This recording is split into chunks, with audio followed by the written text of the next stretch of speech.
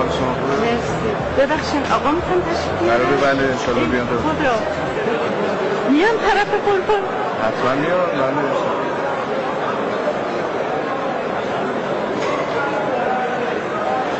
چی میخوایم بگیم به آقا؟ من عاشق میخوام ببینم انشالله که میبینیمش. تا زمانی که امام خمینی تشریف داشتن سعادت دیدنشون رو پیدا نکردم. الانم نمیدونم چجوری آقا رو باید ببینم. خدا میدونه از سوت اصلا نمیشناسم خودم. میدونم حالا قربای مای مستضعفه هم آقا میان. بله حتما میان انشالله. ما در خدمتتون باشیم زیارتشون کنیم. زنده باشیم انشالله. این چه روز خوبیه. خیلی روز خوبی. اگه آقا بیاین واقعا برکت رو برای ما میاره. انتشارات دارین شما؟ بله پیام کلیدن. بله سلامت باشین. قربون شما بشم. خسته نباشین. اگه من آقا رو ندیدم سلام ما رو برسونیم بهش. یه خیلی میخوامش.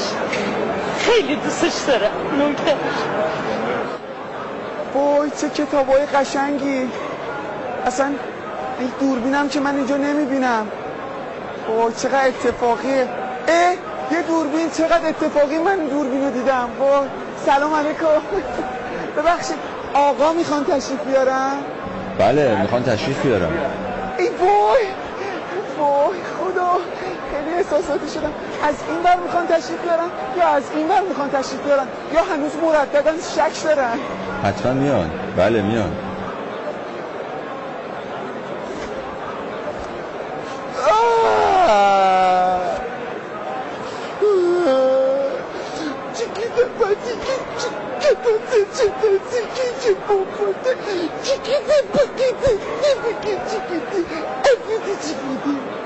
ببخشید متوجه نشدم چی گفتید. چیزی گفتید؟ نه داشتم میگفتم اون زمان که امام خمینی بود من هنوز هنرپیشه نشده بودم، ولی الان که بازیم تازه گل کرده نمیدونم چجوری مقام عظما رو نگاه کنم. اینجوری نگاه کنم اینجوری نگاه کنم یعنی یه جورایی موندم. کاش یه درخت اینجا بود یه تیکه براشون فیلم هندی می اومدن. نه چیکنی مقه پوک چیکنی از صبح که شنیدم آقا میخواد بیا سرم داره با پام پنالتی میزده. ببینم آقا غرفه ما چاپلوسا و بادمجون دور قابچینا هم میان؟ بله حتما میان. ای وای خدا امروز خیلی روز خوب.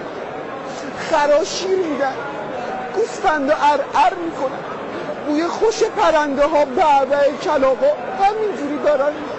اگه آقا بیان به در و دیوار غرفه ما برکت میریزن. غرفه دارین شما؟ بله همون ته راه رو اگه شما تشریف بیارید. من واقعا خودم نمیدونم اونجا چجوری منتظرشون باشه. تابلو هم داره روش نوشته WC. اگه من اونجا نبودم به آقا بگید من خیلی دوستشون دارم. نوکرشم کنیزشم اینورشم اونورشم دم چیز نه یه جورای 6 رقمه دوستت دارم. خیلی طالبتم میتونه داداش. شماره حساب ما هم ایدی بهش بده قربونت برم. آره 36 تا صفت پیش کرتم بهش بگو خیلی میخوامش. 6 رقمی وایس آقا رو کرتم.